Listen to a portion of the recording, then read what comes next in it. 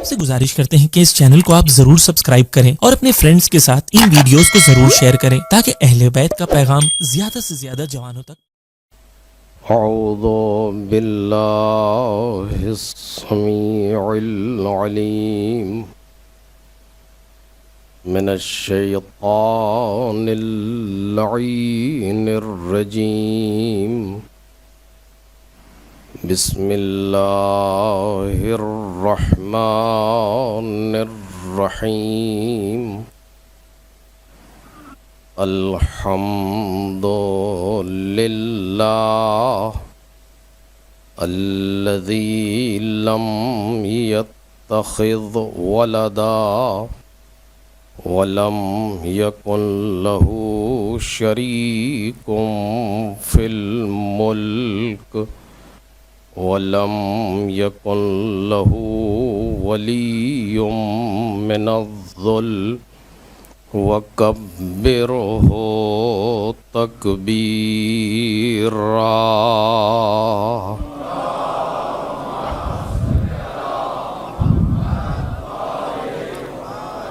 والصلاة والسلام والتحية والإكرام على أمينه وحبيبه وخيرته من خلقه وحافظ سره ومبلغ رسالاته العبد المرتضى والنبي المجتبى والرسول المصطفى وآله الأطيبين الأطهرين الأكرمين المعصومين المظلومين الذين أذهب الله عنهم الرجس وطهرهم تطهيرا.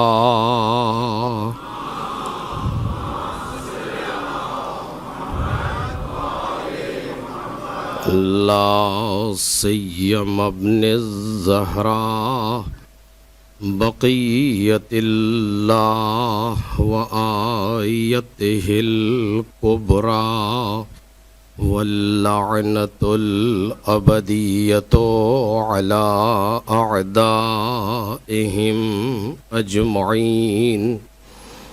أما بعد فقد قال الله الكريم في الذكر الحكيم. وعد الله الذين آمنوا منكم وعملوا الصالحات ليستخلفنهم في الأرض كما استخلف الذين من قبلهم وليمكنن لهم دينهم الذي ارتضى لهم وَلَيُبَدِّلَنَّهُمْ مِنْ بَعْدِ خَوْفِهِمْ أَمْنًا يَعْبُدُونَنِي لَا يُشْرِكُونَ بِي شَيْئًا وَمَنْ كَفَرَ بَعْدَ ذَلِكَ فَأُولَئِكَ هُمُ الْفَاسِقُونَ.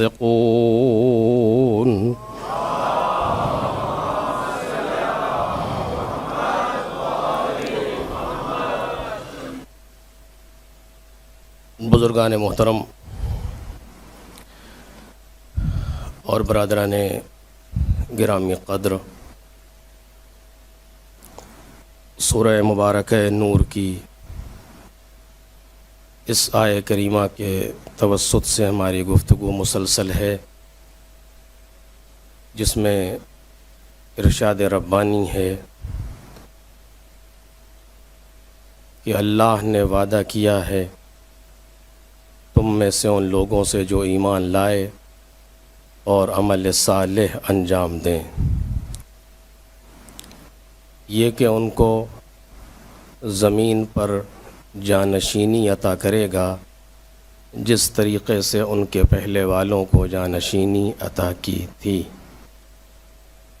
اور ان کے دین کو ان کے لیے استوار اور محکم قرار دے گا، وہ دین جس کو ان کے لیے پسند کیا ہے، اور ان کو خوف سے امن کی طرف بدل دے گا۔ وہ لوگ صرف میری عبادت کریں گے اور میرے عبادت میں کسی کو شریک قرار نہیں دیں گے، اور اس کے بعد بھی جو کفر کرے گا تو وہ یقیناً فاسق ہوگا۔ از غدیر تا ظہور کے موضوع پر ہماری گفتگو اپنے مقدماتی مراحل میں ابھی آیت کے الفاظ پر ہو رہی ہے، جس میں کل گفتگو لَيَسْتَخْلِفَنَّهُمْ فِي الْأَرْضِ پر ہو رہی تھی کہ پروردگار عالم نے کہا کہ تم میں سے جو لوگ ایمان لائیں اور عمل صالح انجام دیں تو اللہ کا ان سے یہ وعدہ ہے کہ لَيَسْتَخْلِفَنَّهُمْ فِي الْأَرْضِ، ان کو زمین پر وراثت، خلافت اور جانشینی اور اختیار عطا کرے گا، كَمَا اسْتَخْلَفَ الَّذِينَ مِن قَبْلِهِمْ، جیسے کہ ان کے پہلے والوں کو جانشینی عطا کی تھی۔ اس کا مطلب یہ ہے کہ یہ سنت پروردگار ہے کہ وہ ایمان اور عمل صالح ان دو صفات کو رکھنے والوں کو برتری عطا کرتا ہے۔ یہ سنت پروردگار ہے کہ جو لوگ دولت ایمان سے مالا مال ہیں اور عمل صالح انجام دیتے ہیں، ان کو وہ زمین پر اختیارات عطا کرتا ہے، جیسا کہ پروردگار عالم نے خود کہا كَمَا اسْتَخْلَفَ الَّذِينَ مِن قَبْلِهِمْ، جیسا کہ ان کے پہلے یہ خلافت اور یہ جانشینی عطا کی ہے، یعنی یہ سنت الہی ہے۔ اور جب کوئی چیز سنت الہی بن جائے تو قرآن مجید آواز دیتا ہے کہ وَلَن تَجِدَ لِسُنَّتِ اللَّهِ تَبْدِيلًا، تم اللہ کی سنت میں کبھی کوئی تبدیلی نہیں پاؤ گے۔ جو پروردگار عالم کی سنت ہے، جو پروردگار عالم کا طریقہ ہے، جو پروردگار عالم کی روش ہے، اس میں کبھی تبدیلی نہیں ہوتی، اس لیے کہ وہ فعال علی الاطلاق ہے، وہ منفعل نہیں ہے۔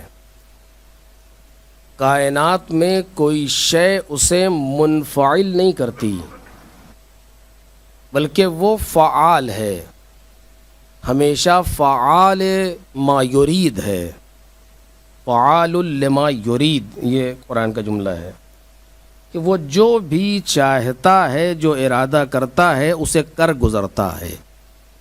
فعال یعنی کام کو انجام دینے والا، منفعل جو کسی کام سے متاثر ہو جائے۔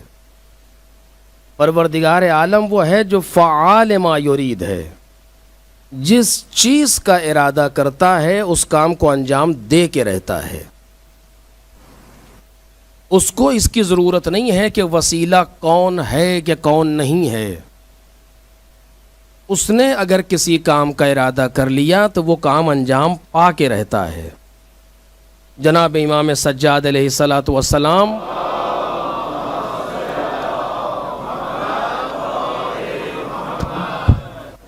ارشاد فرما رہے ہیں کہ پروردگار تیرا کام کبھی رکتا نہیں ہے۔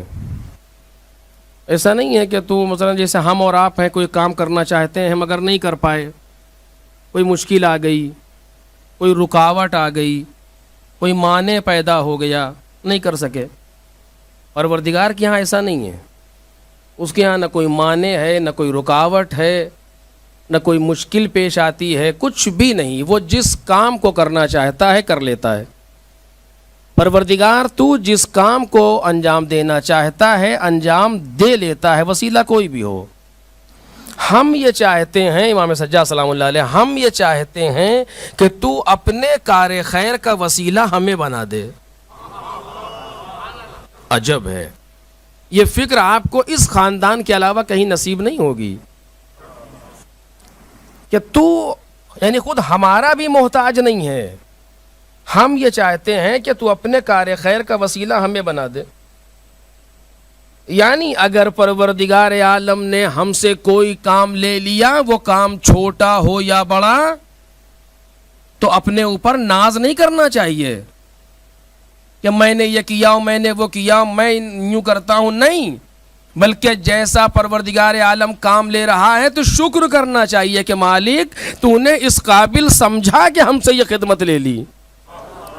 توجہ کریں، یہ بہت بڑا مسئلہ ہے ہماری زندگی میں کہ ہمیں کوئی ذرا سی چیز مل جاتی ہے یا کوئی ذرا سا کام ہم نے کر لیا تو پھر اپنے آپ میں کہ میں نے یہ کیا، میں نے وہ کیا. نہیں، اگر پروردگار عالم ہم سے کوئی خدمت لے رہا ہے تو ہمیں شکر کرنا چاہیے کہ مالک تیرا شکریہ کہ تو نے ہم سے یہ خدمت لے لی، ورنہ اگر تو چاہتا ہے تو کسی سے بھی یہ کام لے سکتا تھا. تو محتاج نہیں ہے ہمارا. تو ہمارے لیے کوئی، ہماری طرف سے تیرے لیے کوئی ایسا سبب نہیں پیدا ہوتا. اور جو بات عرض کرنا چاہتا تھا کہ پروردگار فعال ہے، ہمیشہ فعل انجام دیتا ہے، کبھی بھی کسی چیز سے منفعل نہیں ہوتا. اب اس بات کو میں تھوڑا سا آپ کے سامنے بیان کروں گا، چونکہ زبان پر لفظ جاری ہوئی کہ مطلب کیا ہے. آپ کہیں کیسے منفعل نہیں ہوتا؟ پروردگار ہم سے ناراض ہے، مثلا ہم نے کوئی برا کام کیا، خدا ناراض ہے، اس کے بعد ہم نے توبہ کر لی، وہ راضی ہو گیا. یہ منفعل ہونا نہیں ہے. توجہ کریں، یعنی ہماری توبہ نے اس پر اثر کیا. ایسے ہی تو ہے، جیسے آپ ہمارا اور آپ کا مسئلہ ہے کہ آپ ہم سے ناراض ہو گئے کسی بات سے اور ہم گئے اور ہم نے کہا معاف کیجیے گا، دھوکے سے ہو گیا، ایسا ویسا، بس سوری، یہ وہ کیا، آپ نے کہا چلیے کوئی بات نہیں. یہی ہوتا ہے نا. جبکہ آج زمانے میں لوگ اتنے آسانی سے راضی نہیں ہوتے. لیکن چلیے آپ ہو گئے راضی مثلا ہم سے، اور آپ نے کہا کہ ٹھیک ہے کوئی بات نہیں. یعنی ہماری سوری نے، ہماری معذرت نے آپ پر اثر کیا، اور جب اثر کیا اور آپ اس اثر سے راضی ہوئے تو ہوئے منفعل، ہم ہوئے فعال، چونکہ ہم نے سوری کر کے آپ کو راضی کر لیا. یہی تو کہا جائے گا کہ ہم نے سوری بول دی، ہم نے معذرت کر لی، ہم نے کچھ کر لیا، عذر خواہی کی اور آپ راضی ہو گئے، آپ نے ہمارے عذر کو قبول کر لیا. تو جس طریقے سے آپ راضی ہوتے ہیں ہماری معذرت کے نتیجے میں، یعنی منفعل قرار پاتے ہیں ہماری معذرت کے، کیا خدا بھی ایسا ہی ہے؟ توجہ کریں، ہے نا سخت مسئلہ. ہوتا تو یوں ہی ہے کہ اتوب الی اللہ، ہم نے توبہ کی، پروردگار کی بارگاہ میں توبہ کی اور پروردگار عالم راضی ہو گیا. جب راضی ہو گیا یعنی کیا ہوا؟ کہا کہ وہ ناراض تھا اور اب راضی ہو گیا، یعنی ہماری توبہ نے اس پر اثر کیا. اور اگر ہماری توبہ اس پر اثر کر رہی ہے تو وہ منفعل ہے، اور ہم یہ دعویٰ کر رہے ہیں خدا منفعل نہیں ہے. توجہ کریں، وہ فعال لما یرید ہے، وہ فعال ما یرید ہے، وہ جو چاہتا ہے وہ کام کو انجام دیتا ہے، کسی سے منفعل نہیں ہوتا. اس لیے کہ لا مؤثر فی الوجود الا اللہ، کائنات میں کوئی ایسا وجود نہیں ہے جو مؤثر ہو سوائے خدا کے. تو جب کوئی مؤثر وجود نہیں ہے جو مؤثر ہو، جو کوئی ایسا وجود نہیں ہے جو مؤثر ہو، تو خدا پر کون اثر ڈالے گا؟ اور جب خدا پر اثر نہیں ڈالے گا تو پھر مؤثر کوئی ہے نہیں اس کے مقابلے میں، اور جب مؤثر نہیں ہے تو وہ منفعل نہیں ہے. تو پھر یہ مسئلہ کیسے حل کریں کہ خدا ناراض ہے، خدا راضی ہے، وہ غضبناک تھا، پھر وہ ایسا ہو گیا. یا سریع الرضا، اے بہت جلد راضی ہونے یا راضی ہونے والے. یا من سبقت رحمتہ غضبہ، اے وہ کہ جس کی رحمت غضب سے پہلے آتی ہے. سارے جملے موجود دعاؤں کے اندر. تو تو اسے کیسے حل کریں مثلاً؟ اور آپ یہ کہہ رہے ہیں خدا فعال ہے منفعل نہیں ہے، کیونکہ مجھے اسے تھوڑا سا کام ہے لہذا عرض کر رہا ہوں. کیسے عرض کروں کہ بات بالکل واضح ہو جائے؟ بس یوں سمجھیے کہ بہت سی ایسی چیزیں ہیں، میں نے پہلی تقریر میں کہا تھا آپ کے سامنے، بہت سی ایسی چیزیں ہیں کہ جو بولی تو جاتی ہیں لیکن ابھی سمجھی نہیں گئی ہیں. توجہ کیجیے گا، بہت سی ایسی چیزیں ہیں ہمارے دین میں اور ہمارے مذہب میں کہ جس کو ہم بولتے تو ہیں لیکن ابھی سمجھے نہیں ہیں.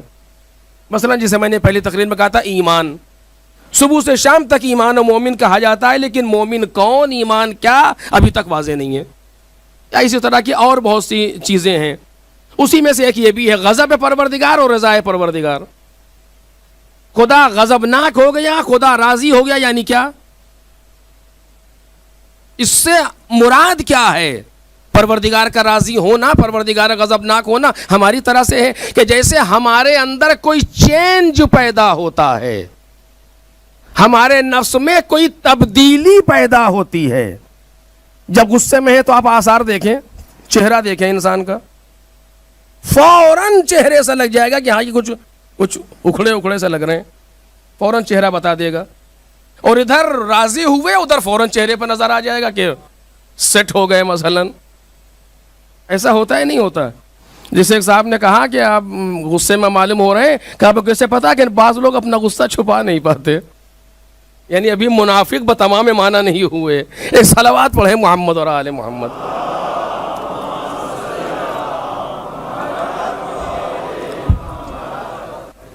اور کچھ لوگ اتنے ماہر ہوتے ہیں کہ جن کے چہرے سے نہیں ظاہر ہوتا، مسکرا بھی رہے ہیں تو اس مسکراہٹ میں بھی ظاہر ہے مثلا. تو لیکن آثار ضرور ظاہر ہوتے ہیں. کچھ لوگ ہیں کہ جو آثار جلدی ظاہر نہیں ہونے دیتے، کچھ لوگ جلدی ظاہر کر دیتے، لیکن بالآخر تبدیلی پیدا ہوتی ہے. نفس کے اگر علمی لفظ میں کہا جائے تو نفس کی حالت بدلتی ہے. یعنی نفس رضا کی صورت میں کچھ اور ہوتا ہے، غضب کی صورت میں کچھ اور ہوتا ہے. لیکن پروردگار وہ ہے کہ جہاں تبدیلی واقع نہیں ہوتی. توجہ کیجئے، وہ مالک ہے کہ جہاں پر تبدیلی کا کوئی امکان نہیں ہے، کوئی چینج نہیں پیدا ہوتا اس کے یہاں.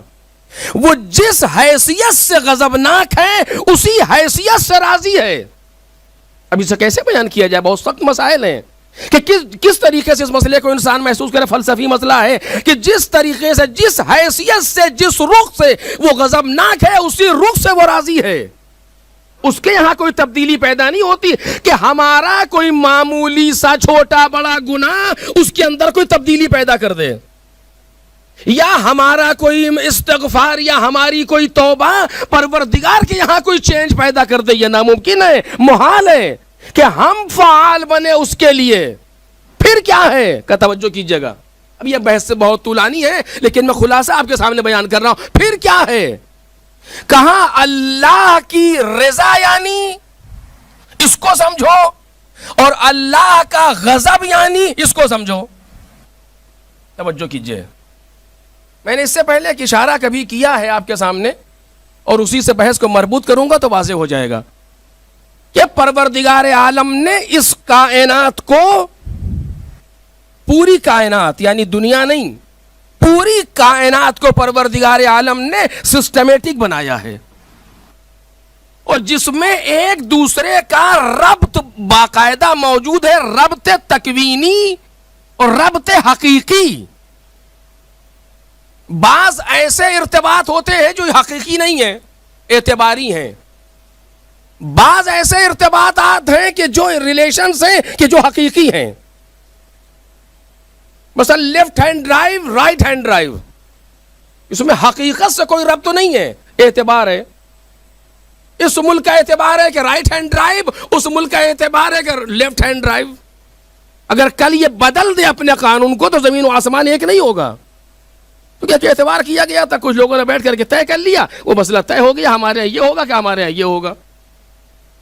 لیکن ایک مرتبہ یہ ہے کہ نہیں، اعتبار حقیقی ہے. وہ اعتبار حقیقی کیسے ہے کہ اگر پانی میں شکر ڈالیں گے تو میٹھا ہونا ہے اس کو، یہ حقیقت ہے. ایسا نہیں ہے کہ آپ طے کر لیں کہ آج سے شکر ڈالیں گے تو میٹھا. جیسے آج سے لیفٹ ہینڈ ڈرائیو اور کل اگر شکر ڈالیں گے تو کڑوا ہے مثلا کل رائٹ ہینڈ ڈرائیو. نہیں, یہ ناممکن ہے کہ یہ ہو ہی نہیں سکتا کہ شکر ڈالنے سے پانی میٹھا نہ ہو, چونکہ یہ ارتباط مٹھاس کا شکر سے حقیقی ہے. پروردگار عالم نے یہ کائنات جو بنائی ہے وہ حقیقت پر مبنی ہے, اعتبار پر نہیں. توجہ کیجئے, یہ کائنات جو مالک نے بنائی ہے وہ حقیقت پر مبنی ہے. پروردگار عالم نے جتنے قانون پاس کیے ہیں اپنی سرکار سے وہ سارے کے سارے حقیقی ہیں, کوئی اعتباری نہیں ہے. کاش میری بحث واضح ہو جائے بچوں کے لیے بھی. جتنے بھی قانون پاس ہوئے ہیں اس کی جناب سے وہ سارے قانون حقیقی ہیں, اعتباری نہیں. اگر وہ قانون پاس کر رہا ہے کہ والدین کی اطاعت کرو تو یہ حقیقت ہے. اطاعت نہ کرنے میں کچھ مشکلات ہیں جو حقیقی ہیں. اطاعت کرنے میں کچھ فائدے ہیں جو حقیقی ہیں. تم یہ طے نہیں کر سکتے کہ آج اگر اطاعت کی تو فائدہ, کل اطاعت کی تو نقصان. ناممکن ہے. اگر تم نے کسی کا حق مار لیا تو اس میں کچھ نقصان تمہارا ہوگا, اسی لیے حرام ہے. اب تم یہ نہیں کہہ سکتے کہ ہم اگر آج حق مار لیں گے, ہم لوگوں نے طے کر لیا بیٹھ کر کے, دنیا والوں نے قانون بنا لیا کہ آج اگر حق مار لیا تو فائدہ, کل حق مار لیا تو نقصان. ناممکن ہے. دنیا ایک طرف ہو جائے قانون الہی کو نہیں بدل سکتی. ایک صلوات پڑھیں محمد اور آل محمد پر.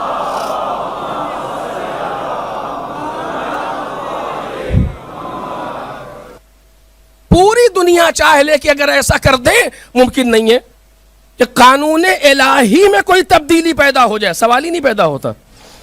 جتنے بھی قوانین اس نے بنائے ہیں وہ واجب ہو یا حرام ہو یا مستحب ہو یا مکروہ ہو یا مباح, سب کا کوئی ریلیشن اس کائنات سے حقیقی موجود ہے. ایت اللہ شہید صدر نے اس کو باقاعدہ واضح کیا اپنے اصول, حلقات اصول میں, اور بالکل درست چیز ہے یہ, اور تمام روایات اور آیات سے یہ بات ثابت ہے. لیکن ابھی میرا موضوع یہ نہیں ہے, ہم صرف اشارہ کر کے آگے بڑھنا چاہ رہے ہیں کہ جتنے ارتباطات ہیں وہ حقیقی ہیں. اگر تم نے کہیں پر کوئی گڑبڑ کی تو ذمہ دار تم خود ہو, ہم نہیں.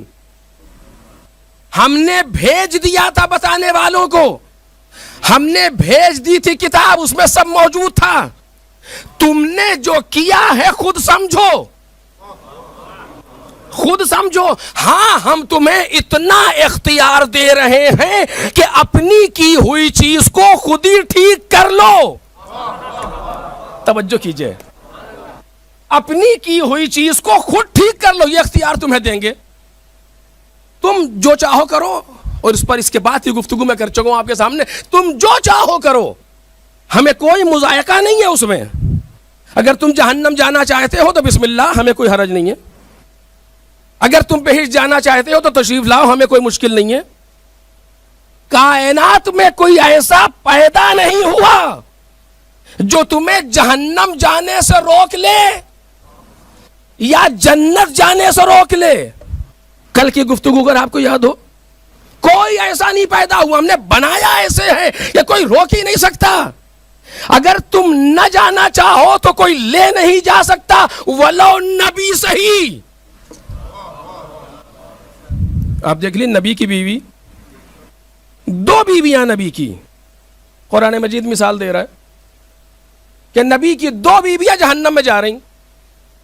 کون ہیں 2 بیویاں؟ جناب نوح کی بیوی, جناب لوط کی بیوی. قرآن مجید اٹھا کر کے دیکھیے, جناب نوح 2500 سالہ تجربہ,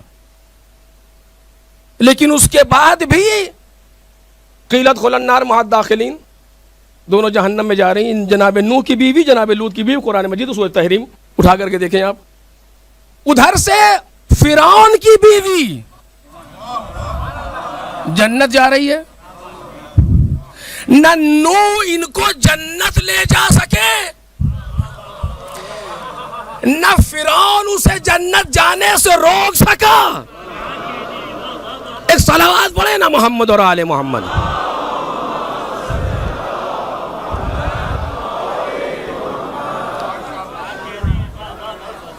یہ قرآن مجید ہے، دونوں قرآن مجید ہیں. سورہ تحریم کی آیتیں کہ جب پروردگار عالم نے ایمان لانے والے مردوں کے لیے اور کافروں کے لیے مثال پیش کی، وہاں موجود ہے. آپ اٹھا کر کے دیکھیں کہ دونوں جناب نوح و جناب لوط کی دونوں بیویاں جہنم میں جا رہی. قیل ادخلوا النار مع الداخلین، کہ تم دونوں جہنم میں داخل ہونے والوں کے ساتھ داخل ہو جاؤ. اور ادھر سے آسیہ ہیں فرعون کی زوجہ کہ جن کی دعا قرآن مجید نے آج تک محفوظ کی کہ رب ابن لی عندک بیتا فی الجنہ، پروردگار جنت میں اپنے نزدیک میرے لیے گھر بنا دے. فرعون جیسے ظالم کی بیوی جنت جا رہی ہے، نوح جیسے با تجربہ نبی کی بیوی جہنم جا رہی ہے. یعنی قرآن مجید نے یہ بتا دیا کہ جنت و جہنم کا فیصلہ رشتوں پر نہیں، حقیقت پر ہوتا ہے.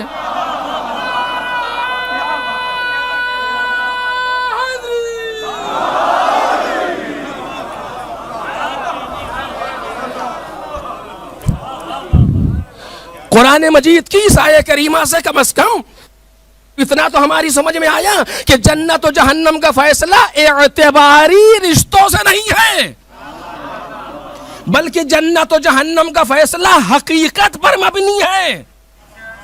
کیونکہ جہنم کا تمہارے اعمال سے ریلیشن حقیقی ہے، جنت کا تمہارے کردار سے ریلیشن حقیقی ہے.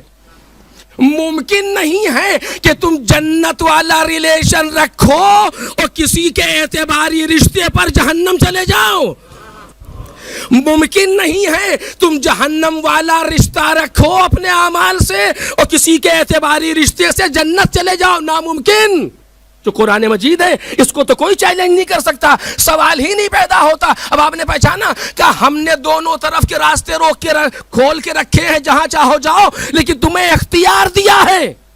جملے پہ یاد رکھیے گا میرے عزیزو، ہم نے تمہیں اختیار دیا ہے کہ جنت کے راستے پر چلتے چلتے جب موڈ ہو جہنم کی طرف مڑ جانا، جہاں سے دل چاہے.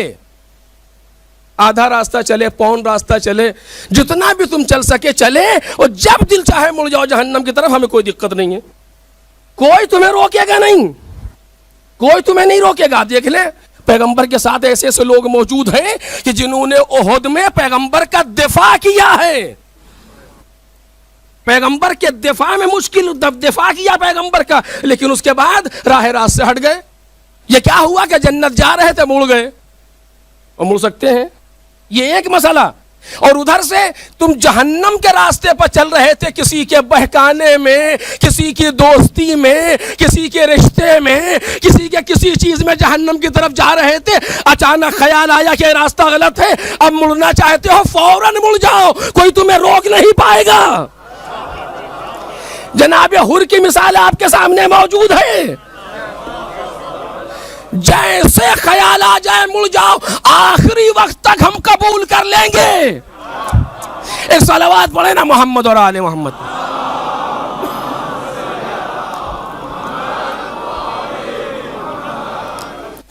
جہاں سے تمہیں خیال آ جائے کہ ہم غلط ہیں وہیں سے مڑ جاؤ، ہم تمہیں قبول کر لیں گے.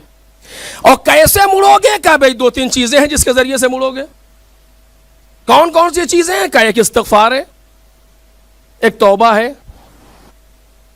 گناہان کبیرہ کو ترک کرنا ہے، اہل بیت سے ارتباط کو قوی کرنا ہے. توجہ کیجئے، کسی نے کہا یا رسول اللہ گناہ کیا کیا کرے؟ کہ استغفار کرو. یعنی بہت زیادہ گناہ ہے، کیا کرے؟ کہ استغفار کرو. علماء امام سے سوال ہے کہ نہیں بہت زیادہ گناہ ہے، کیا کرے؟ کہ استغفار کرو. جب اس نے 3 مرتبہ کہہ لیا یعنی گناہ میرے بہت زیادہ، کیا کرا؟ کہ صلوات پڑھو.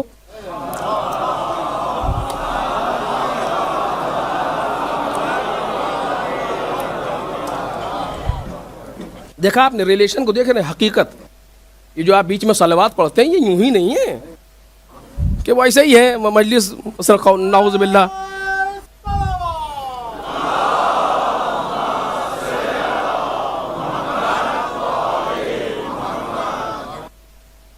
جناب آیت اللہ بہاؤدینی اعلی اللہ مقامہ کے پاس، چونکہ ہم جیسے لوگوں کی آنکھوں پر پردے پڑے ہیں، ہمیں سمجھ میں نہیں آتا. ہم اسی دنیا میں غرق اور مادی اور مادہ پرست ہوتے چلے جا رہے ہیں، لہذا کچھ سمجھ میں نہیں آتا. ان کے پاس ایک شخص آیا, اس کا ایک لڑکا تھا, وہ دنیا سے چلا گیا تھا. تو آ کر کے اس نے پوچھا کہ آغا میرا بیٹا کیسا ہے؟ تو ایک لمحے کے لیے خاموش ہوئے.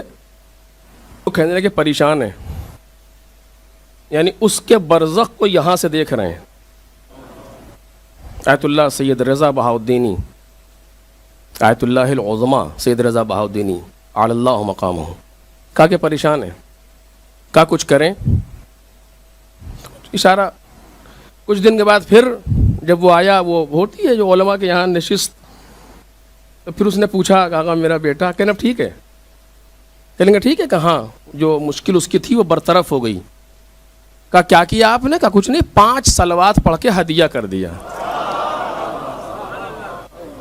دیکھ رہے ہیں آپ اس کی کتنی اہمیت ہے. یہ اللہم صلی علی محمد و آل محمد, کتنی حیثیت ہے اس کی.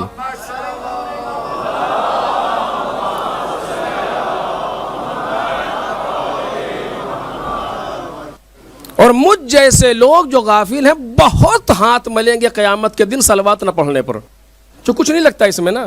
ذرا سی توجہ چاہیے, گاڑی ڈرائیو کر رہے ہیں, کام کر رہے ہیں, کچھ بھی کر رہے ہیں, اللہم صلی علی محمد و آل محمد دل کے اندر پڑھتے چلے جا رہے ہیں, اللہم صلی علی محمد. کیا مشکل ہے اس کے اندر؟ لیکن اس کے بعد بھی نہیں کر رہے ہیں, کتنا قیامت میں ہاتھ ملیں گے اس پر کہ کاش اور 2-4 بار پڑھ لی ہوتی. مثلا ایک صلوات پڑھیں محمد اور آل محمد.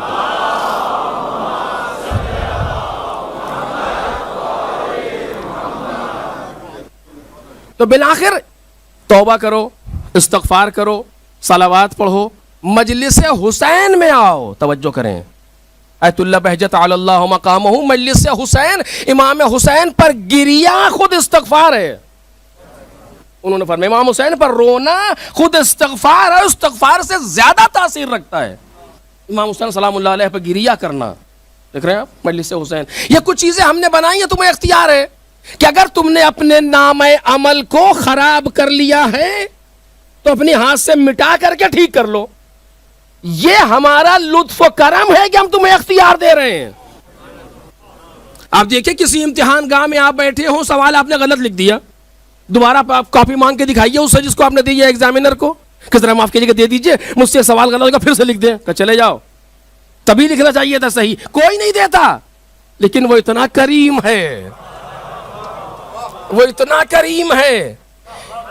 کچھ دیر پہلے گناہ کیا تھا نہیں, 1 گھنٹہ پہلے گناہ کیا تھا نہیں, 1 دن پہلے گناہ کیا تھا نہیں, 1 ہفتہ پہلے گناہ کیا تھا نہیں, 1 سال پہلے گناہ کیا تھا, جب بھی کیا تھا, جب متوجہ ہو جاؤ میری بارگاہ میں آؤ, ہم اسے قبول کرنے کے لیے تیار ہیں. ایک صلوات پڑھ دیں محمد اور آل محمد.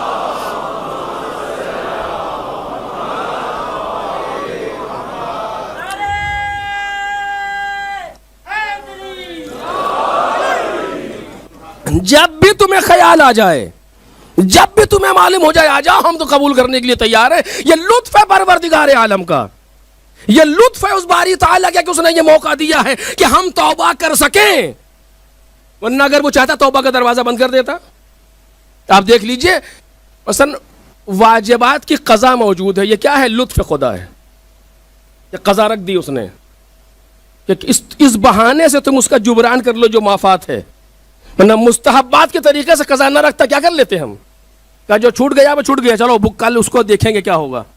لیکن نہیں, اس نے قضا رکھ کر کے ایک موقع دے دیا کم از کم کہ اگر تم نے اتنے سال تک نمازیں نہیں پڑھی, ابھی زندہ ہو تو پڑھو کم از کم, شروع کرو کم از کم, یا ایسی اولاد چھوڑ جاؤ کم از کم کہ پڑھوا دے. توجہ کریں, ایسی اولاد چھوڑ جاؤ کم از کم کہ وہی پڑھوا دے تمہارے لیے, ہم اسے بھی قبول کر لیں گے. یہ کیا ہے؟ لطف پروردگار ہے. دیکھیے بات جہاں سے شروع یہ ضائع نہ ہونے پائے, یہ لطف پروردگار ہے. اگر تمہارے گناہ سے غضبناک ہے, یعنی کیا کہ تمہارا نقصان ہے, توجہ کیجئے, تمہارا اپنا نقصان ہے, تمہاری توبہ سے راضی ہوا, یعنی کیا, یعنی تمہارا فائدہ ہوا, وہاں کوئی چینج نہیں پیدا ہوا. توجہ کریں, رضا تمہارے نقصان کو بتا رہی ہے, غضب رضا تمہارے فائدے کو بتا رہی ہے, غضب تمہارے نقصان کو بتا رہا ہے. خدا میں کوئی تبدیلی پیدا نہیں ہوتی. توبہ کرو گے تمہارا اپنا فائدہ ہوگا, گناہ کرو گے اپنا نقصان ہوگا. وہ جس حیثیت سے غضبناک ہے اسی حیثیت سے راضی ہے. ایک صلوات پڑھ دے محمد اور آل محمد.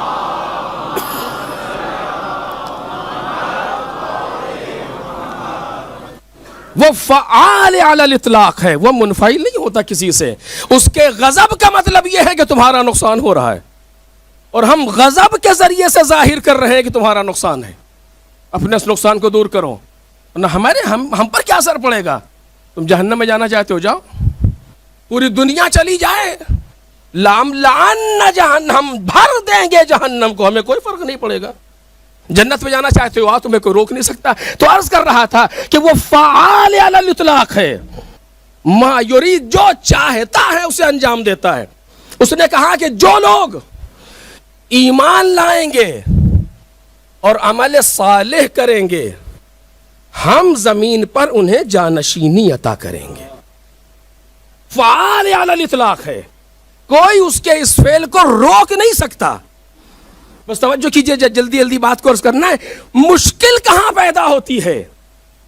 مشکل یہ ہوتی ہے کہ انسان اس کی دی ہوئی چیزوں کو یا اس کی چیزوں کو اپنا سمجھ بیٹھتا ہے. توجہ کرے, کل میں نے اشارہ کیا تھا, آج پھر آپ کے سامنے عرض کر رہا ہوں. کل کیا ہوا, کل جو میں نے گفتگو کی کہ وقال الذین کفروا لرسولہم, جن لوگوں نے کفر اختیار کیا انہوں نے اپنے رسولوں سے کیا کہا, لَنُخْرِجَنَّكُمْ مِنْ أَرْضِنَا, ہم تمہیں اپنی زمین سے نکال دیں گے, خارج کر دیں گے. یہ کس نے کہا؟ کافروں نے. مزاج کفر یہ ہے, ہم تمہیں اپنی زمین سے نکال دیں گے, یہ انہوں نے کہا. قرآن مجید کیا کہہ رہا ہے؟ ان الارض للہ, توجہ کریں, ان الارض للہ یورث من عبادہ من یشاء, وہ جسے چاہتا ہے وارث بناتا ہے اپنے بندوں میں. زمین خدا کی ہے. دونوں آیتیں قرآن نے رکھی, مزاج بتایا. کافروں کا مزاج دیکھو کہ الہی چیزوں کو اپنا سمجھ بیٹھتے ہیں. ہمارا کہنا یہ ہے کہ زمین ہماری ہے, اور یہ ہمارے رسولوں سے کہہ رہے ہیں کہ ہم اپنی زمین سے نکال دیں گے. یعنی چیز خدا کی سمجھ بیٹھے اپنی. یعنی اگر اس نے کچھ دن اپنی زمین پر قدم رکھنے کا موقع دے دیا, ایک صلوات پڑھے نا محمد اور آل محمد.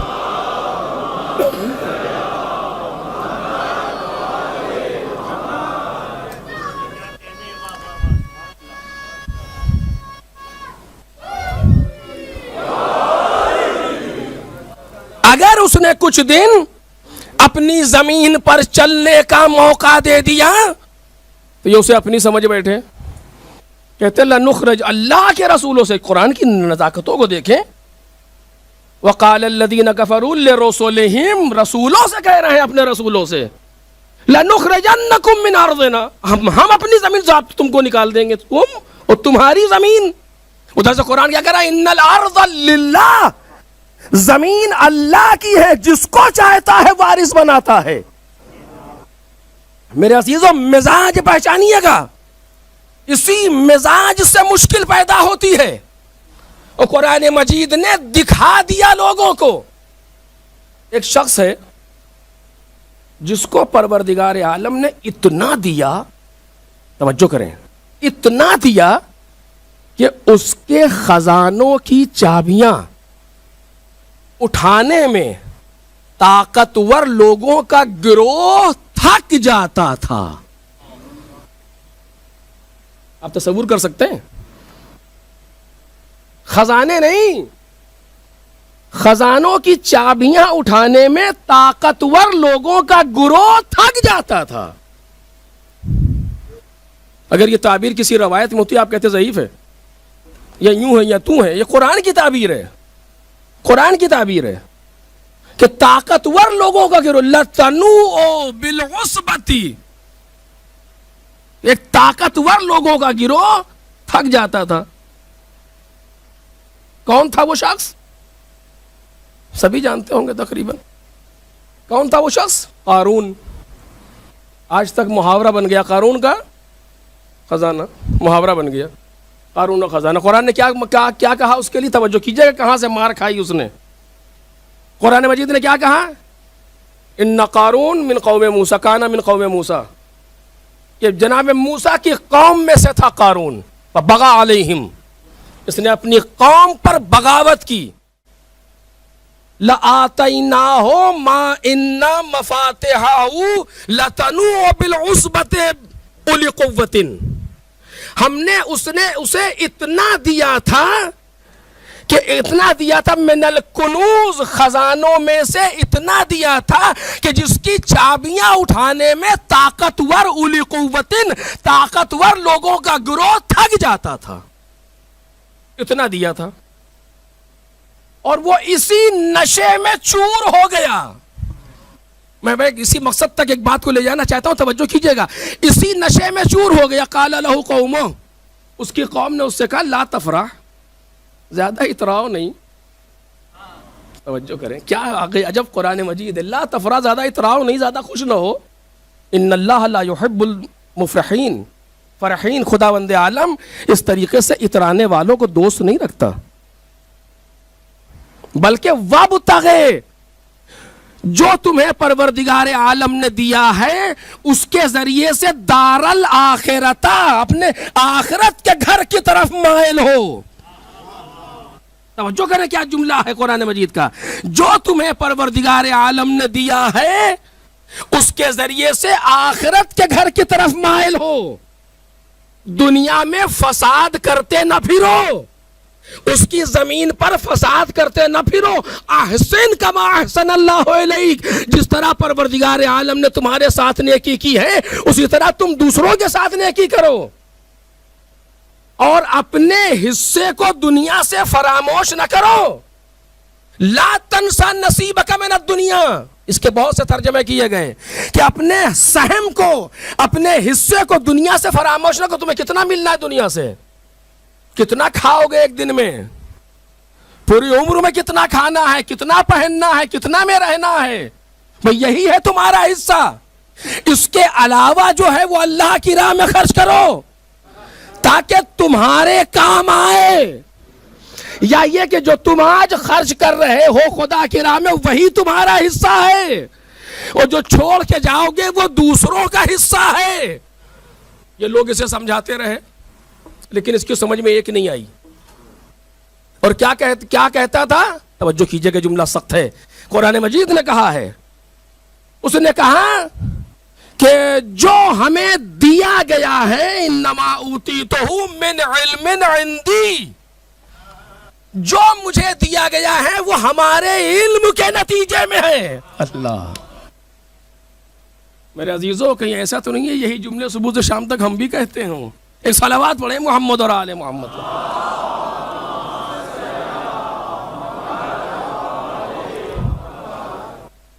جو ہمیں دیا گیا ہوتے تو انما، جو ہمیں دیا گیا ہے من علم عندی، وہ اس علم کے نتیجے میں ہے، وہ اس ہنر کے نتیجے میں ہے، وہ ان کارستانیوں کے نتیجے میں جو ہمارے پاس ہے، اس کے نتیجے میں ہم نے یہ کمایا ہے. مفسرین کہتے ہیں یہ بھی نہیں کہہ رہا کہ جو اللہ نے ہمیں دیا ہے وہ ہمارے علم کے نتیجے میں ہے. نہیں، جو ہمیں دیا گیا ہے خدا کا دور دور کہیں پتہ نہیں ہے. جو ہمیں دیا گیا ہے وہ ہمارے علم کے نتیجے میں ہے. یعنی اس کی ساری نعمتوں کو، اس کی ساری دی ہوئی نعمتوں کو اپنی طرف متوجہ کر رہا ہے.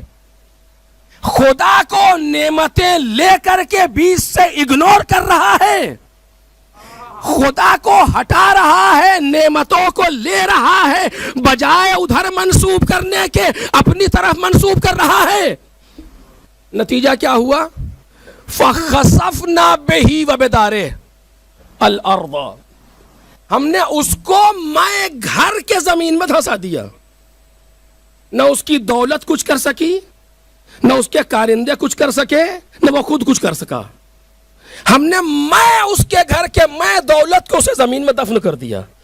یہ کیا تھا؟ یہ نعمات الہی کو لے کر کے اپنی طرف منسوب کرنا، اسے بھول جانا. یہ ایک مزاج ہے جو قرآن نے بتایا. جیسے میں نے کہا نا کہ زمین کو اپنی زمین سمجھا، اس کی دی ہوئی نعمتوں کو اپنی نعمتیں سمجھا، اور کہا کہ یہ میرا ہے. ایک اور تھا اسی دنیا میں، وہ کیسا تھا؟ اس کے پاس کیا تھا؟ اس کے پاس اتنا تھا کہ قرآن مجید نے کہا کہ ہم نے ہوا کو اس کا تابع بنا دیا. سخرنا لہ الریح، ہم نے ہوا کو اس کا تابع بنا دیا. تجری بامرہ، کہ جو ہوا اس کے حکم سے چلے گی.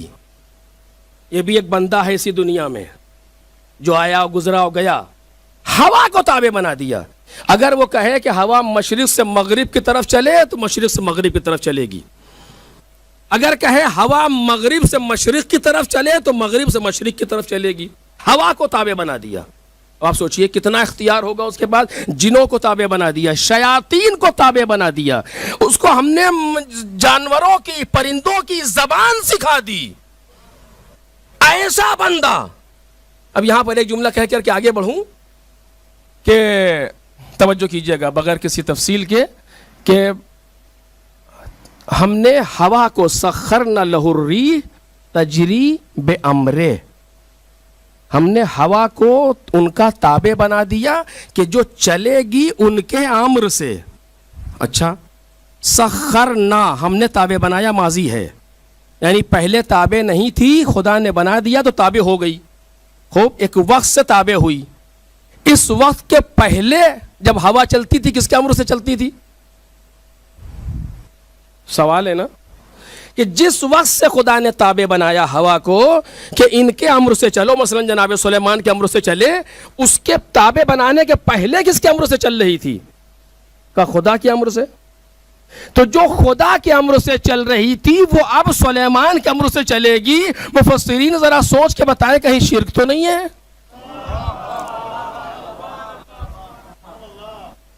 کہیں یہ شرک تو نہیں ہے کہ جو چیز اللہ کے حکم سے ہو رہی تھی وہ سلیمان کے حکم سے ہونے لگی؟ یہ شرک تو نہیں ہوا؟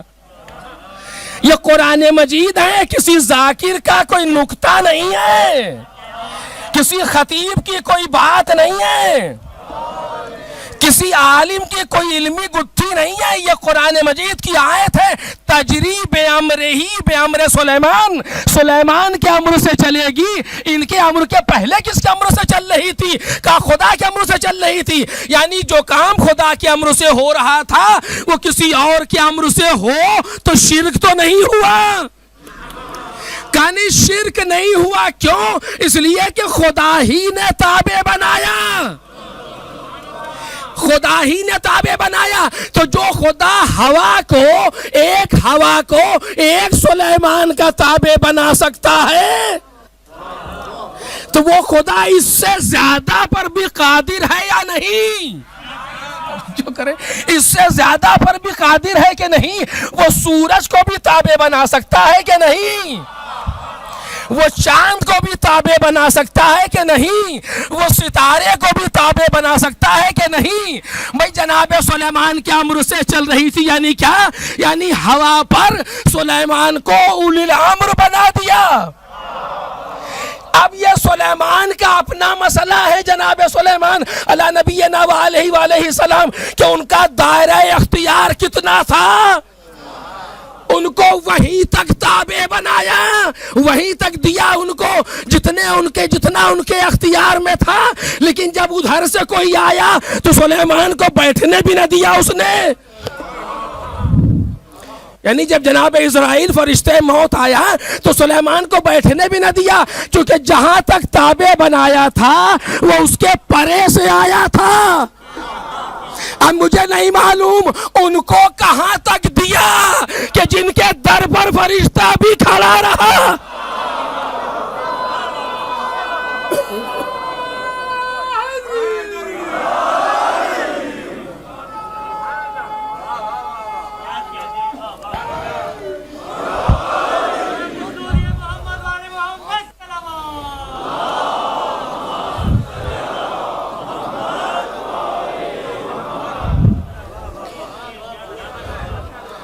اب مجھے نہیں معلوم ان کے اختیار کی ہے کیفیت کیا ہے کہ جہاں فرشتہ موت بھی دروازے پر کھڑا ہے. اور اب یہاں پر ایک جملہ کہے بغیر آگے نہیں بڑھوں گا. پیغمبر اکرم فرماتے ہیں کہ اے بیٹی اسے اجازت دے. یہ جملہ ہے, اپنی طرف سے نہیں پڑھ رہا ہوں. اے بیٹی اسے اجازت دے. تو اسے اجازت دے جب رسول اللہ نے کہا تو رسول اللہ کی اجازت تھی یا نہیں تھی نا؟ جب آپ کہہ رہے ہیں کسی سے کہ ان کو پانی پلا دو تو آپ خود چاہتے ہیں نا کہ نہ پانی پلایا جائے, ورنہ کیوں کہیں گے؟ رسول اللہ کہہ رہے ہیں اس کو اندر آنے کی اجازت دے, یعنی خود رسول راضی ہیں کہ وہ آئے. فرشتہ جو وہاں سے چلا تھا دروازے تک آیا تو اللہ کی مرضی سے آیا تھا یا خود ہی چلا آیا؟ خود ہی کیسے آئے گا؟ اللہ کی مرضی سے آیا. اللہ کی مرضی سے آنے والا, رسول کی مرضی رکھنے والا, اس وقت تک گھر میں داخل نہ ہوا جب تک اس مرضیہ نے اجازت نہ دے دی.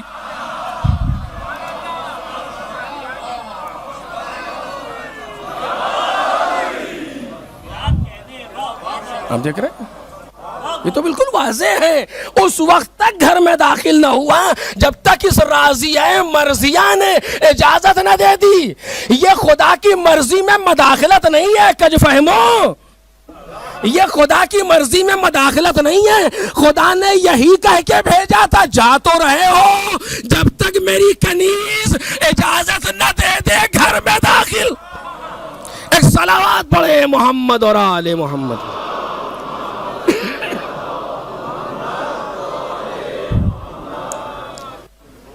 اب دیکھیے یہ بعض چیزیں ایسی ہوتی ہیں جو خدا کی مرضی میں مداخلت نہیں ہے. جیسے ایک شخص آیا امام کے پاس, میں پہلے کہہ چکا ہوں آپ کے سامنے, اور اس نے کہا کہ مطلب اسی طرح گفتگو ہوئی کہ میرا بیٹا مریض ہے. تو امام نے کہا تم ڈاکٹر کے پاس اس کو لے گئے, طبیب کے پاس؟ کہنے مولا کیا فائدہ طبیب کے پاس لے جانے سے, اگر خدا نے اس کے لیے شفا لکھی ہے تو طبیب کے پاس جائے یا نہ جائے شفا ملے گی, اور اگر نہیں لکھی ہے تب بھی جائے یا نہ جائے نہیں ملے گی. یعنی اگر خدا نے شفا مثلا نہیں لکھی اور ہم شفا لینے چلے جائیں یا کچھ کریں شفا کے لیے تو مرضی مداخلت ہے. یہ کہنا چاہ رہا تھا. اس کو یہ نہیں پتا تھا کہ جہاں بیٹھا ہے یہ باب علم ہے, یہ باب علم ہے جہاں بیٹھا ہوا ہے. تو امام نے اسی لہجے میں اس سے کہا کہ یہ بتاؤ اگر خدا نے یہ لکھا ہو کہ جب تم طبیب کے پاس جاؤ گے تب شفا دیں گے, توجہ کریں, پھر کیا ہوگا؟ اب ضرب فنی ہوا.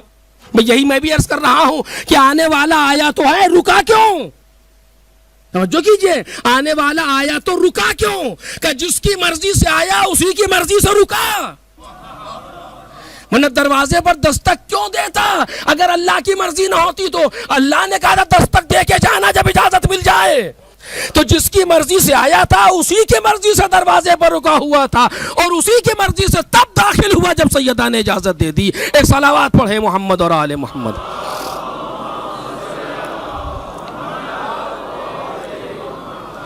اتنا دیا جناب سلیمان کو پروردگار عالم نے کہ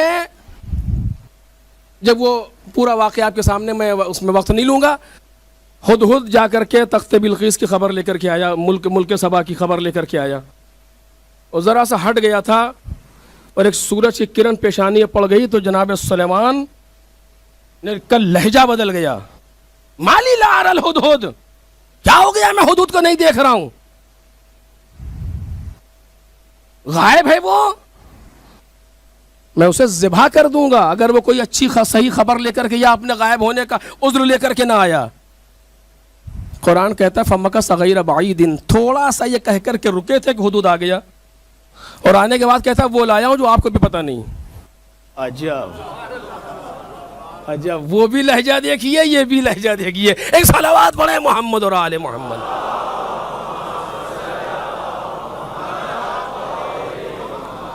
وہ لے کر کے آیا ہوں جس پر آپ کو احاطہ نہیں ہے. کیا لائے ہو؟ اس نے پوری داستان بتائی, اور پھر وہ پورا ہے کہ جناب سلیمان نے خط دیا لے کر کے جاؤ اس کے سامنے پہ دیکھو کیا کہتی, پورا سب ہوا. اور اس کے بعد جب بلقیس تابع ہو کر کے آنے پر تیار ہو گئی تو جناب سلیمان نے اپنے دربار میں بیٹھے لوگوں سے کہا کہ کون ہے ایکم یاتینی بعرشہا، تم میں سے کون ہے جو اس کے تخت کو لے آئے؟ یہ جناب سلیمان نے کہا کون ہے تم میں جو اس کے تخت کو لے آئے؟ قال عفریت من الجن، تو جنوں میں ایک دیو نے کہا، جو ایک بڑا جن تھا، اس نے کہا کہ میں لے آؤں گا، اس سے پہلے کہ آپ اپنی جگہ سے کھڑے ہوں۔ تو جناب سلیمان ایسا لگ رہا ہے کہ اسے بہت دیر ہو جائے گی، خاموش ہیں، قرآن مجید خاموش ہے، کچھ کہا نہیں قرآن نے۔ انا آتی قبل ان تقوم من مقامک، آپ اپنے مقام سے کھڑے ہو، دو ترجمے ہیں کہ یا ابھی کھڑے ہو بیٹھے بیٹھے، یا یہ کہ دربار برخاست ہو تب تک ہم لے آئیں گے۔ خاموش ہیں تو ایک برابر میں بیٹھا ہوا شاگرد بولا، جناب سلیمان کا کون ہے؟ 3 رشتے ہیں جناب سلیمان سے تقریباً، شاگرد بھی ہے، بھانجا بھی ہے، غالباً وزیر بھی ہے۔ کنا اناتی کا بہی، اس کو چھوڑیے آپ، اناتی کا بہی چھوڑیے، میرا جملہ ہے اناتی کے قرآن مجید اناتی کا بہی قبل ان یرتد الیک طرفک، اس سے پہلے کہ آپ کی پلک جھپکے میں لے آؤں گا۔ یہ قرآن ہے، اس سے پہلے کہ پلک جھپکے میں لے آؤں گا جا کر کے۔ اور پھر جیسے ہی جناب سلیمان نے دیکھا تخت موجود تھا، جیسے ہی جناب سلیمان نے دیکھا تخت موجود تھا، جناب آصف ابن برقیہ گئے اور جا کے لے آئے، پلک جھپکنے سے پہلے۔ یہ قرآن مجید ہے، پھر کہہ رہا ہوں قرآن مجید ہے، قبل ان یرتد الیک طرفک، اس کے پہلے کہ پلک جھپکے میں جا کر کے لے آؤں گا، اور جا کر کے لے آئے، موجود تھا۔ ایسا ہوتا ہے نبی کا وزیر۔ توجہ کریں، یہ کیفیت ہے یا رسول اللہ، آپ دوسروں سے کہہ تو رہے ہیں، اگر کوئی نہ لا پایا تو آپ لے آئیں گے یا نہیں لے آئیں گے؟ ورنہ کہ ایسا نہ ہو سبکی ہو سب کے سامنے، کوئی پلٹ کہے کہ ہم تو نہیں لا سکتے، آپ ہی لے آئیے۔ لیکن جناب سلیمان جو کہہ رہے ہیں وہ جانتے ہیں کہ میرا شاگرد کیسا ہے۔ نبی اپنے وزیر کو پہچانتا ہے، تبھی تو کہہ رہا ہے کون لے آئے، تاکہ یہ پہچانا جائے۔ میں جا کر کے لے آؤں گا، اور لے آئے، یعنی بیان کرنا تھا یہ تو معیار ہے سلیمان کے وزیر کا۔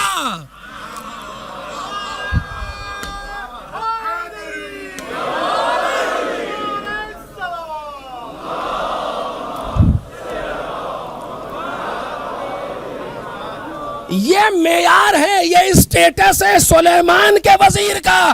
اب جو فخر سلیمان کا وزیر ہو تو کم از کم سورج تو پلٹنا ہی چاہیے۔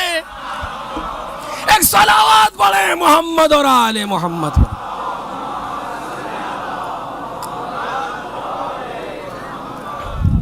بس تمام کر رہا ہوں عزیزو۔ تو جناب سلیمان نے کیا کہا؟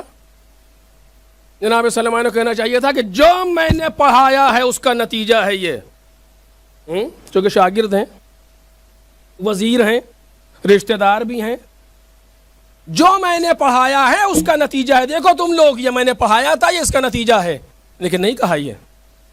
پھر کیا کہا؟ فرماتے ھذا من فضل ربی۔ اچھا توجہ کریں، ھذا من فضل ربی، اس کی بھی تعریف نہیں کر رہے، اس کی طرف بھی منسوب نہیں کر رہے، اپنی طرف بھی منسوب نہیں کر رہے، اس کی طرف منسوب کر رہے ہیں۔ یعنی تخت بلقیس کو چشم زدن میں آصف ابن برقیہ لائے، لیکن نہ یہ ادھر نسبت دے رہے ہیں شاگرد کی طرف، نہ اپنی طرف نسبت دے رہے ہیں جو استاد ہیں، بلکہ خدا کی طرف نسبت دے رہے ہیں کہ ھذا من فضل ربی، یہ میرے پروردگار کا فضل ہے، لیبلونی اشکر ام اکفر، وہ چاہتا ہے کہ مجھے آزمائے کہ میں شاکر ہوں یا کافر ہوں، میں کفر کر رہا ہوں، کفران کر رہا ہوں یا شکر کر رہا ہوں، مجھے آزمائے۔ آپ نے پہچانا دنیا میں 2 مزاج بنے، بس گفتگو آخری مرحلے پر آ گئی۔ دنیا میں 2 مزاج بنے، اور دونوں مزاج قرآن نے بتائے۔ ایک نعمات الہی سے استفادہ کر کے خدا کو نظر انداز کرو، اپنی طرف منسوب کرو، اور دوسرا نعمات الہی سے استفادہ کرو لیکن اسی کی طرف متوجہ رہو، میں نہ آنے پائے۔ اب آپ کو ہمیں اختیار ہے، ہم جو مزاج چاہے اپنا لے، چاہے مزاج قارون اپنا لے یا مزاج سلیمان اپنا لے۔ ایک صلوات پڑھیں محمد اور آل محمد۔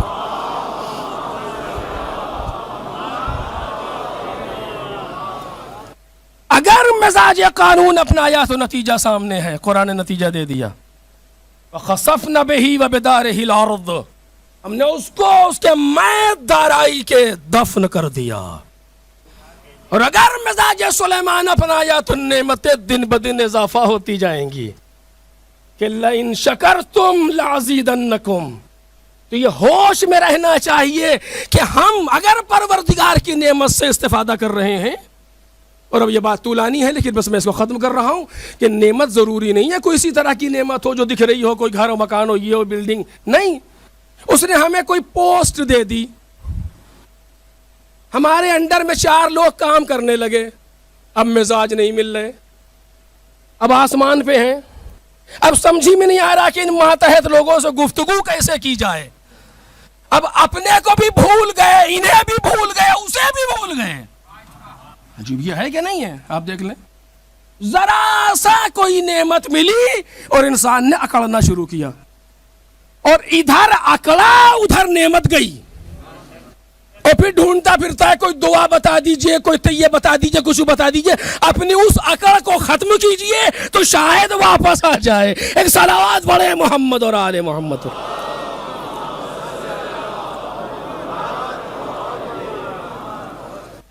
کہ جو نعمتیں پروردگار عالم نے دعوت دی ہیں گویائی خدا کی نعمت ہے، کبھی یہ تصور پیدا نہ ہو کہ تم کتنا اچھا بول رہے ہو، نہیں، وہ ہے جو بولنے کا موقع دے رہا ہے، نہ جس لمحہ چاہے زبان کو روک دے۔ کون ہے جو گفتگو کر سکتا ہے اس کے سامنے اگر وہ نہ چاہے تو؟ جتنی بھی نعمتیں خدا کی ہیں، کوئی پوسٹ دے دیا، کوئی مقام دے دیا، حتی شہرت، کچھ لوگوں کو دیکھیے شہرت راس نہیں آتی، ذرا سا مشہور ہوئے پھر کالر سیدھے ہی نہیں ہوتا، ذرا سا شہرت کیا ملی کیا کرنے لگے۔ اب یہ بھی بھول گئے کہ ہمارا منہ کتنا بڑا ہے، جس کے لیے بول رہے ہیں وہ کتنا بڑا ہے، اب یہ بھی بھول گئے، اپنی زبان کی بھول گئے، اپنی اوقات بھی بھول گئے، اور ایسے گفتگو شروع ہوئی کہ جیسے فرعون وقت۔ یہ کیا ہے؟ یہ نعمت الہی کا غلط مصرف، اور ادھر نعمتوں کا غلط مصرف ہوا، ادھر پروردگار عالم نے آواز دی کہ گھبراؤ نہیں، ان عذابی لشدید۔ وجہ کیا ہے؟ بس آخری جملہ، وجہ کیا ہے؟ وجہ یہ ہے کہ ایک قانون ہے کہ العبد وما فی یدہ لمولا، کہ بندہ غلام اور جو بھی غلام کے پاس ہے سب اس کے آقا کا ہوتا ہے۔ اگر مثلا غلام کام بھی کر رہا ہے کہیں جا کر کے تو جو اس کو مل رہا ہے، اس کی جو تنخواہ ہے وہ بھی اس کے مولا کی ہے، کیونکہ یہ خود اپنا کچھ نہیں ہے، یہ خود مولا کا ہے۔ تو العبد وما فی یدہ لمولا، قانون ہے فقہ میں کہ عبد جب تک عبد ہے تو جو بھی اس کے پاس ہے وہ سب اس کے مولا کا ہے۔ ہم کیا ہیں؟ ہم بندے ہیں، ہم بندے ہیں۔ وما خلقت الجن والانس الا لیعبدون، ہم سب اس دنیا میں بندے ہیں، کس کے؟ اس پروردگار کے۔ تو جو ہمارے پاس ہے سب اسی کا ہے، اپنا کچھ ہے ہی نہیں۔ اسی لیے آپ دیکھیں کہ سب کچھ اس کی راہ میں دے کر خالق سے شبیر کہے جان تو تیری جان تھی مالک، میں نے کیا قربان کیا۔ یہ وہی کیفیت ہے، یہ معراج عبدیت ہے کہ بندہ اپنا کچھ سمجھ ہی نہیں رہا۔ یہ خاندان وہ خاندان ہے جو بندوں کو اتنا عطا کر دیتے ہیں کہ بندہ اپنی آزادی سے زیادہ ان کی غلامی پر ناز کرتا ہے، ان کی غلامی پر ناز کرتا ہے۔ کربلا میں آپ کو معلوم ہے کتنے غلام ہیں جو شہید ہو رہے ہیں۔ مولا علی کا غلام موجود ہے، خیو بن مظاہر کا غلام موجود ہے، حر کا غلام موجود ہے، امام حسن کا غلام موجود ہے، امام حسین کے غلام موجود ہیں کربلا کے اندر، جناب ابو ذر غفاری کا غلام موجود ہے، کربلا کے اندر 7-8 نام تو میرے پاس موجود ہیں، اور بھی زیادہ ہوں گے. یہ سب غلام ہیں، اور اس لیے شہید نہیں. اور یہ غلام تھے تو مجبور تھے نہیں، سب آزاد ہو چکے تھے، سب آزاد ہو چکے ہیں، لیکن جا ہی نہیں رہے.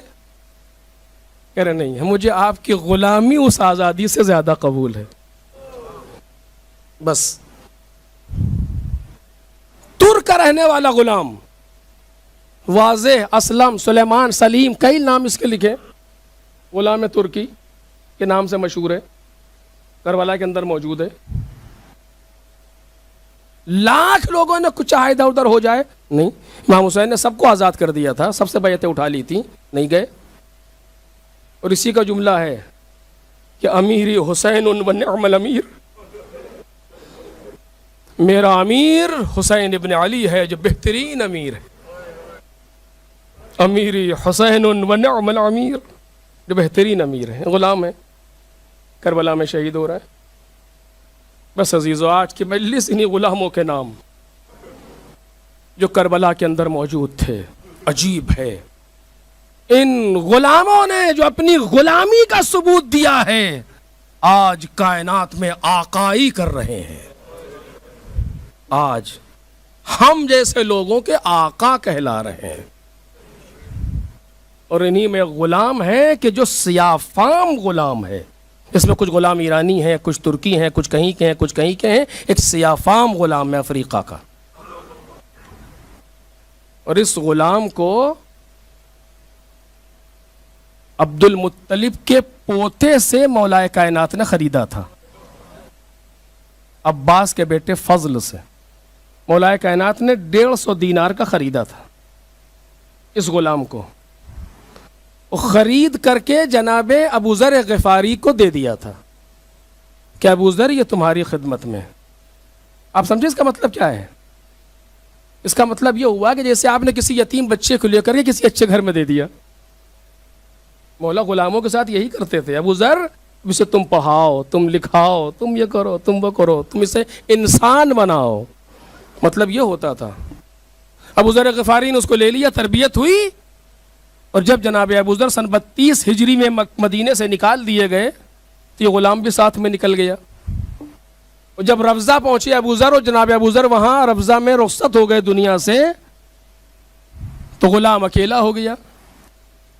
اور آپ کو جانتے ہیں اس غلام کو کتنا لوگ پریشان کرتے تھے جس کا آقا نہ ہو.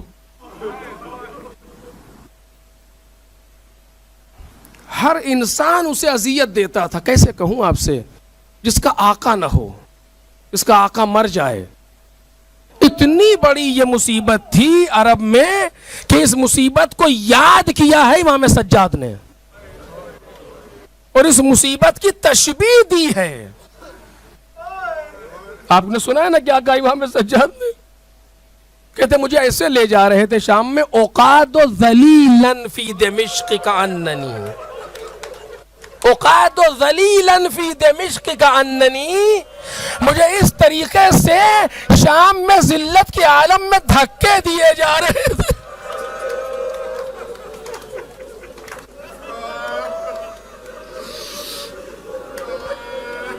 یا مجھے شام میں ذلت کے عالم میں اس طریقے سے گھسیٹا جا رہا تھا. من الزنج عبد غاب عنہ نصیر، جیسے کوئی زنج کا کوئی غلام ہو جس کا آقا مر جائے. یہ کیفیت ہوتی تھی غلام کی، اس کا آقا مر جاتا تھا. لیکن ابو ذر غفاری کی تربیت تھی. جب ابو ذر دنیا سے چلے گئے اور بیٹی مالک اشتر لے کے چلے گئے تو غلام کیا کرے؟ غلام وہاں سے سیدھا آیا در مولا کائنات پر، چونکہ یہی تو غلاموں کی پناہ گاہ تھی. مولا کائنات کے ساتھ رہا، مولا کائنات نے قبول کر لیا. اب جب علی کے پاس آ گیا تو عافیت ہے، اب سکون ہے. جب مولا کائنات دنیا سے گئے تو امام حسن کے پاس آیا، امام حسن کے ساتھ ان کی خدمت میں رہا. جب امام حسن دنیا سے گئے تو امام حسین کی خدمت میں رہا. آپ سمجھ گئے نا یہ کون ہے؟ یہ جناب جون ہے.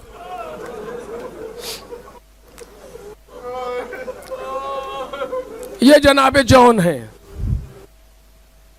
تمام غلاموں کا نام لے کر کے جون، جناب جون کی طرف سے گفتگو کر رہا ہوں.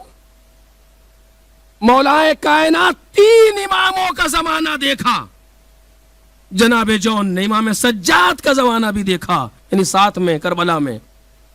इमाम सज्जाद फरमाते हैं कि शब आशूर अकेले जौन मेरे बाबा के खेमे में थे, इसलिए कि ये असलहों में महारत रखते थे, मेरे बाबा की तलवार को सैकल कर रहे थे।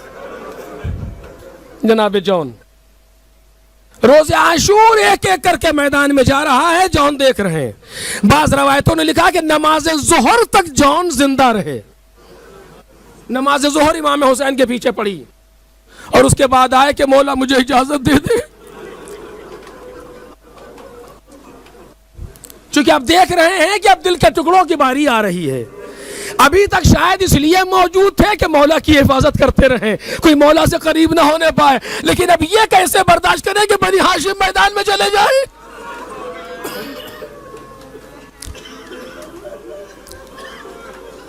तो इमाम हुसैन ने एक जुमला कहा, जिस जुमले से याद दिलाया जनाब अबू ज़र ग़िफ़ारी के बाद का वक्त का, जौन तुमने तो हमारा इत्तिबा किया था, हमारे साथ आए थे तलबन लिल आफिया, ताकि तुम आफियत को तलब करो। जौन अब तुम यहाँ हमारे साथ मजबूर नहीं हो, हमारे रास्ते पर चलो, हम तुम्हें इजाजत देते हैं, जहां चाहो चले जाओ।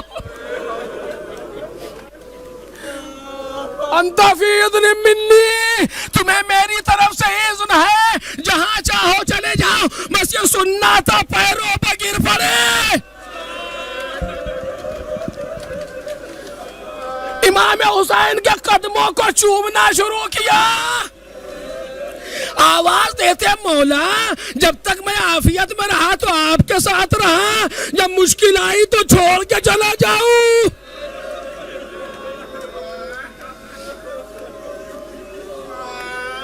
ए मौला मेरे अंदर 3 कमियां हैं, तवज्जो कीजिएगा, मजलिस तमाम हो रही है। मौला मेरे अंदर 3 कमियां हैं, अरे मेरे बदन से बदबू आती है।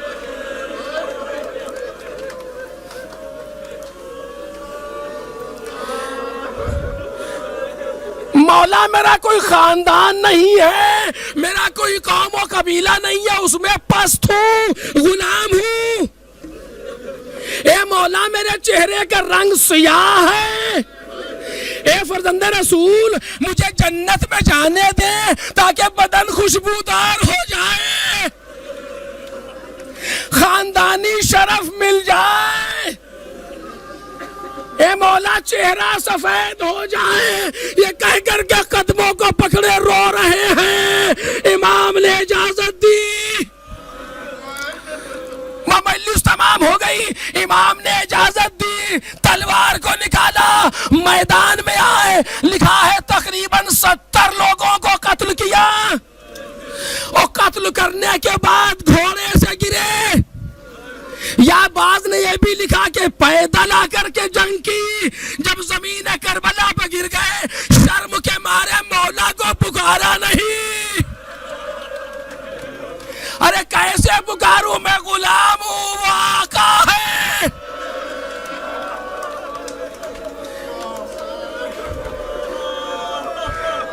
लेकिन कुछ देर में क्या देखा कि कायनात का आका गुलाम के सराहने मौजूद है।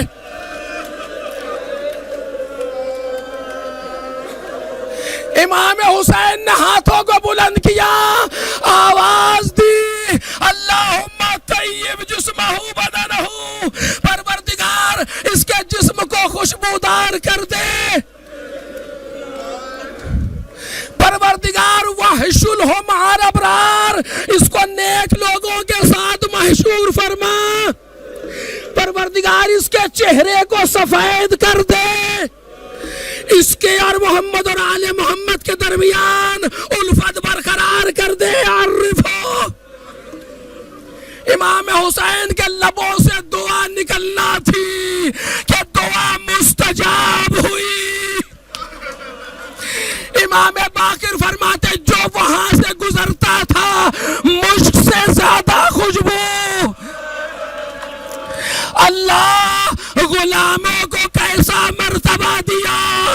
अरे कहाँ आका हुसैन, कहाँ गुलाम, सुन सकेंगे